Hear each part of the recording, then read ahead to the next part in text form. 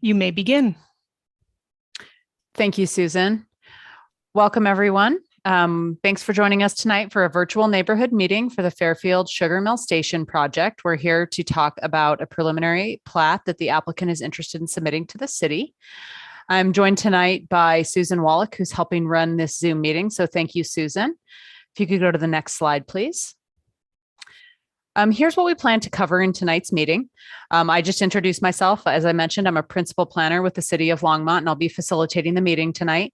We also have several members of the applicant team, and I'll let them introduce themselves in just a second and go over what their roles are.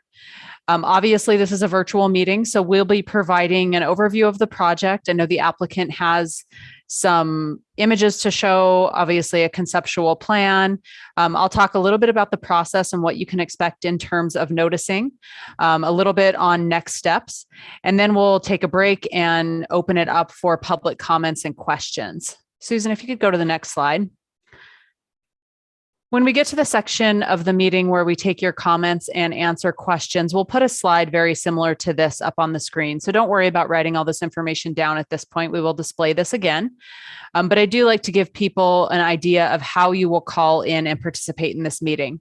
We'll let you know when we get to this section of the meeting. And again, we'll take a short break to give everyone a chance to get into the queue. We do ask that you mute the live stream that you're watching on your computer and then just move to listening in on the phone. Otherwise, you can get a pretty nasty background interference. You'll dial this toll-free number, you'll enter the meeting ID, and then we'll call on you by the last 3 digits of your telephone number. We'll ask you to unmute yourself, go through your comments, ask your questions. In order to make sure we give everyone a chance to participate, we will ask that you limit your initial questions or comments to 1 or 2. That doesn't have to be all that you do, but we would ask that you just get back in the queue, and I'll remind you of this again when we get to this section of the meeting. With that, I will ask Susan to go to the next slide, please. And I'm going to turn it over to Jared, who's going to do some introductions of the applicant team and give us a project overview. Thank you, Erin and Susan. Good evening, everyone. Appreciate your time this evening. Thanks for participating. My name is Jared Carlin. I'm with Norris Design. My colleagues, Andy Dunham, is also on helping kind of document some of the comments this evening. We're helping on this project with the city process, kind of helping facilitate that between the consultant team and the city, and also with landscape architecture. We have a full team here this evening to help walk you through the community and then also answer any questions, starting with Lee Busey and Sean Finch with Fairfield Residential, the builders. Our architect, Elisa Romero with KTGY, is on, and she's going to walk through the details of the project and the community. And then our civil engineers, Brad Slott and Adam Harrison with Kimley Horn are here as well. So with that, I'll turn it over to Lee to do a Fairfield introduction. Lee. Sure, and if we can flip to the next slide, please. Thank you. So as Jared mentioned, my name is Lee Busey. I'm with Fairfield Residential.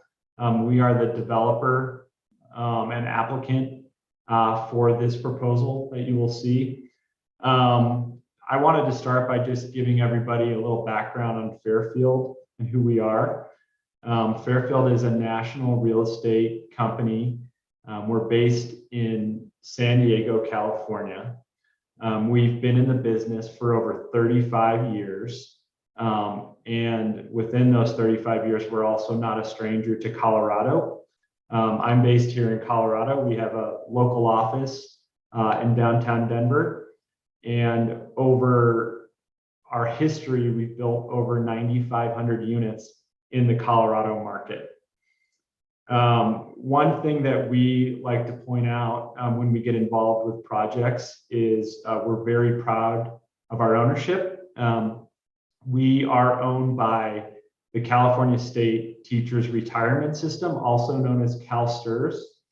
It is the largest educator-only pension fund in the world and the second largest public pension fund in the US. And that is really important to us as we invest proceeds from the pension funds into our projects. I'd also like to point out that we are a vertically integrated company.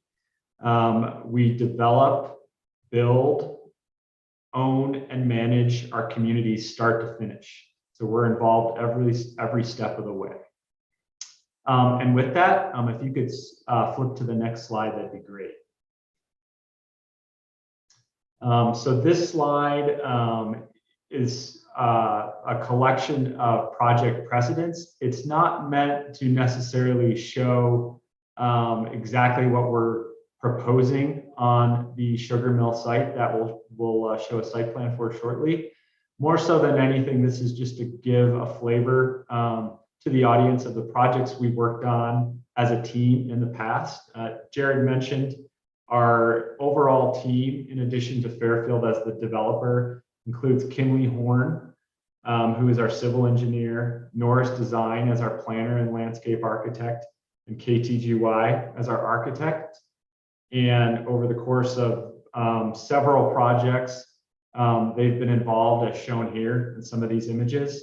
One thing we like to just point out is we really focus on highly amenitized, well-built communities that focus on everything from pocket parks and playground areas to highly amenitized pool decks and fire features. So with that, I'm going to turn it over to Elisa Romero from KTGY, our architect, to talk a little bit about our plan. Thanks, Lee. Thanks, staff and neighborhood. Susan, if you could do next slide, please. Thank you. So you can see our site here in a general overview. It is located north of Ken Pratt Boulevard and Great Western Drive near the historic Great Western Sugar Mill, which you can see, yes, to the west of our site. Next slide, please. This 23 gross acre site is broken out into a 3-acre commercial pad to the west, which you can see in pink, a detention in the southwest corner, and 4 multifamily quadrants to the east, totaling 13 acres. 3- and 4-story buildings front the perimeters with tuck-under garages and auto courts concealed within each quadrant. This plan accommodates 330 units and is parked over current code requirements. Through initial conversations with planning, we've already addressed some of their preliminary concerns, which you can see reflected in this site plan. We've extended Great Western Drive to connect to Sugar Mill Road to the north and created an urban edge along Ken Pratt to the south of our site with 4-story buildings and our primary leasing clubhouse near our main entry. Additionally, a 4-story building with live-work units at grade complements the commercial lot to the west. And lastly, a pocket park at the junction of the commercial and residential is provided, which ties into the landscaping and bike path, which extends from the intersection of Ken Pratt Boulevard all the way up to 3rd Avenue, which is actually off screen. Next slide, please. So here you can see some of our precedent work. The architectural forms and materials in these images represent the massing scale and the quality of work that we're committed to providing. Before really diving into the architectural design of this site, we intend to study the surrounding context of the Great Western Sugar Mill and create a design vernacular which complements the comprehensive and sub-area plans and embraces nature's neutral tones and mixed textures. And I will hand it back to Jared. Next slide, please. All right, thanks, Elisa. That concludes our presentation. Like we said, our full team's here to answer any questions you might have, and thanks for attending. We'll kick it back to Erin. Thanks so much, Jared. Thank you, Susan. So I just want to spend a minute here going through the next steps. And I think in addition to some of the bullets that I'll go through here in just a second, Alyssa mentioned the sub-area planning, and it's important for folks that are watching to understand this is obviously the preliminary step in Fairfield potentially submitting a development application. But in addition, the city has recently just kicked off a sub-area planning process for the sugar mill and steam area. And so this is about a 250-acre study area that we're really looking to determine a more detailed vision and development strategy for a larger sub-area, of which this parcel is part of. And so we'll be working closely with this applicant as well as other property owners, the community, and interested stakeholders to figure out what makes the most sense for the area in and around the historic sugar mill, stretching all the way to Main Street south of downtown. So we'll be looking at land use, so a mix of housing, commercial, community, and other types of uses, urban design, so architecture and character, some of the things that Alyssa mentioned that they're going to be looking at in their application. Transportation and connectivity, particularly how do we connect this area for bicyclists, pedestrians, vehicles, and ultimately transit.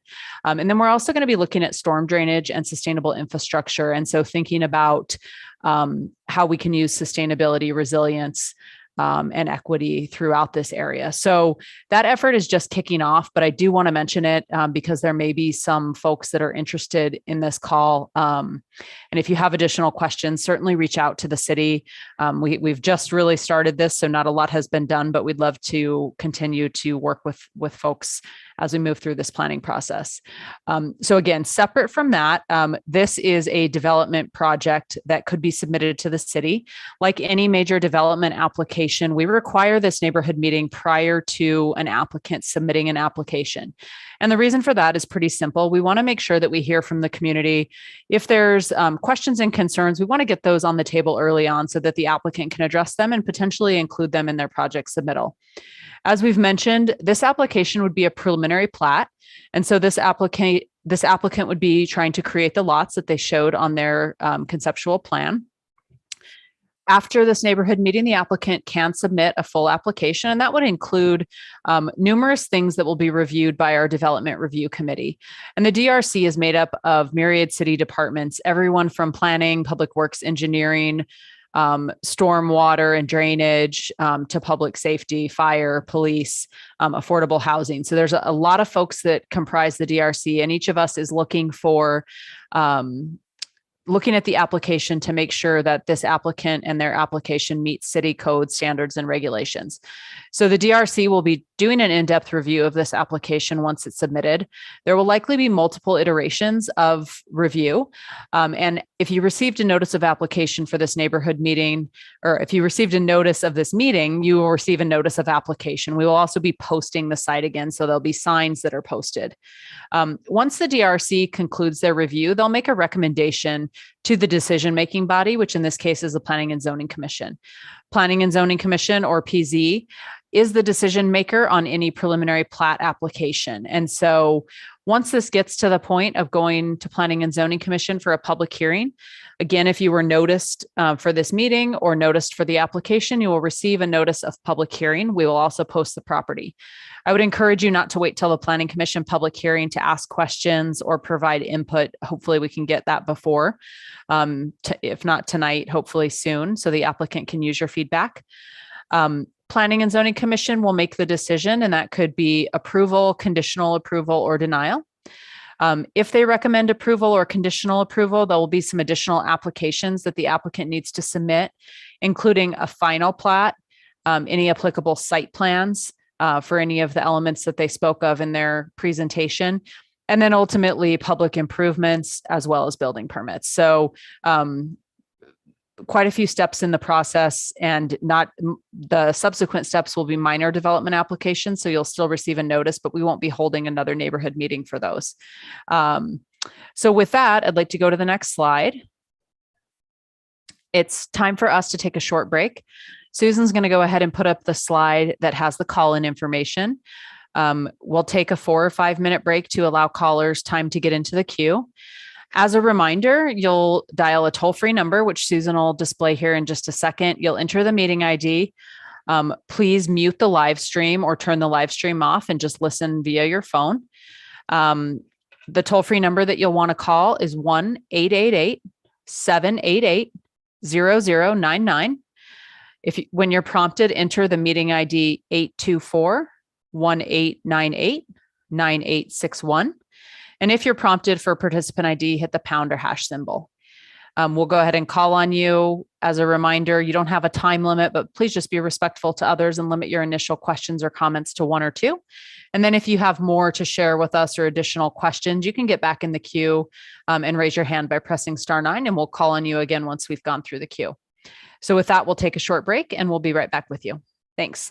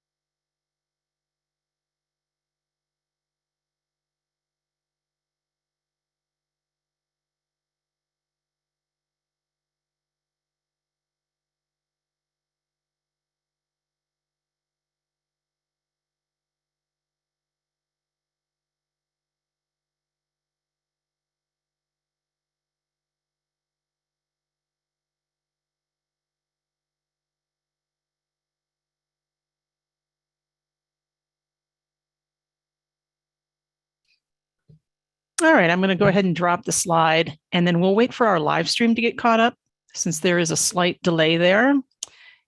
And Aaron, looks like we do have one caller at the moment. Okay, great. Thanks, Susan. We can give it just a second to catch up. Sure. And if anyone is listening and you decide that you want to call in, you still have that opportunity to do so. All right, looks like our live stream has caught up. Shall I call on the first caller? That'd be great. Thanks, Susan. All right, caller whose phone number ends in 245. I'm going to ask you to unmute. Are you there? There you are. Can you hear me? Can you hear me? Yes. Awesome. Would you like to begin by stating your name and address for the record? Go ahead. My name is Steve Strong. My address is 1232 Boston Avenue, Longmont, 80504. Wonderful. Thanks. What's your question? Well, I own the property. There's 7.6 acres directly to the east that abuts this property. It's owned by MS Strong. And we're getting quite a bit of interest to purchase that 7 acres right now. And I would like to make sure that as this moves forward, that we are in the communication chain with our potential new buyers and us to make sure we're not landlocked. I'm not sure how or what the plans are for the Sugar Mill Road to extend beyond the irrigation ditch. And so I don't have a real question other than we just want to make sure we're working together as we move forward and make good decisions to integrate both of those properties together. Yeah, thank you, Steve. Nice to hear your voice again. And thank you for calling in. You are definitely on my list. So thanks for sort of saving me the step of reaching out. Your property is obviously included in the planning area. And we do intend to reach out to all property owners, really, frankly, within the next couple of weeks. So our interests are the same. I know for sure I have some contact information for your company. I don't know if I still have your current contact info, but I will reach out to you. Really, I can do that tonight or tomorrow. And we can start those conversations. You're right. Connectivity is exceptionally important in this overall area.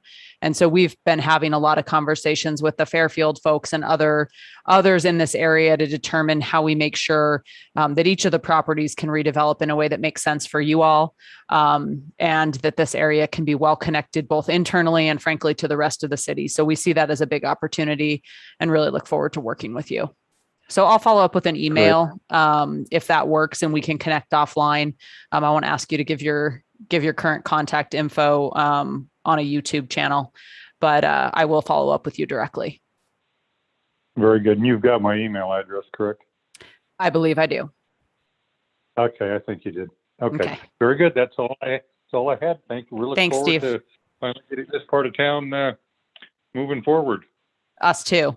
Have a great night. All right. Thanks. Bye.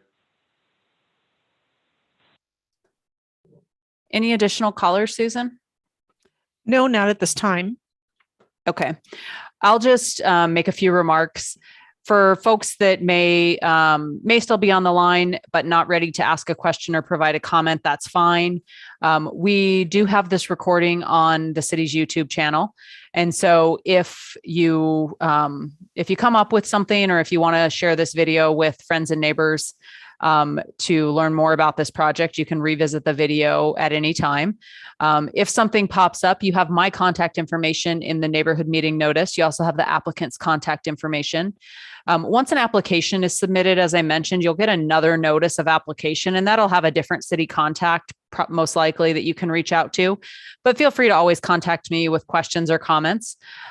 If you are a surrounding property owner like the previous caller, we will be likely reaching out to you, but don't hesitate to shoot me an email or give me a call. As I mentioned, this is kind of an initial step. We don't have an application yet, but we will be posting the property and sending out notices when we do get an application. In the interim time, if you have questions, contact the city and we will direct you in the right place. With that, I'd like to thank our applicant team for providing a lot of great information tonight. Susan, I'd like to thank you for providing our Zoom platform as always, and hope everyone has a great evening.